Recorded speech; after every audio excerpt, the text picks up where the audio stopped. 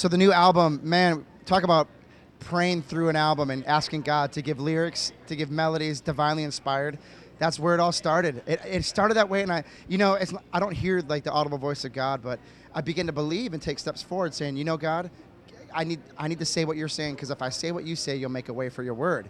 And it was just kind of interesting to see how, when I came to writing sessions with expectation, and man, God showed up in a strong way. And I believe we have lyrics that we're already hearing reports of people who are being set free, people who are just finding hope where they've lost hope. It's been so encouraging.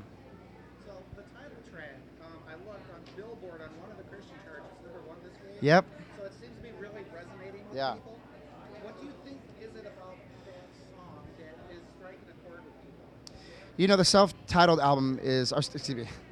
You're okay, I got it. The album's called Haven't Seen It Yet. And we named it that because it's the very first song that we released to radio.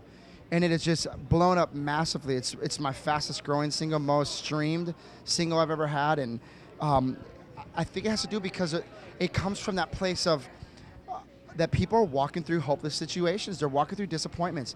I wrote that song from a place of disappointment. I remember walking to that writing session saying, I don't even want to be here right now, because I felt so disappointed with where I was in the moment and some unanswered prayers that God, that I felt he didn't answer in time. But, it was in that writing session, even though I didn't feel like being there, I began to share my heart with the other writers in the room. And that's when we begin to talk about who God is, though, in the midst of disappointment, in the midst of loss, in the midst of heartbreak, in the midst of waiting and unanswered prayers. Who is God? He's doing things behind the scenes that we can't see, but it's good. It's always good, and he's working things out. So you just haven't seen it yet. And so that's the goal, to get people to believe in the waiting, in the loss, in the trial, that God is working things out massively for your good. Awesome.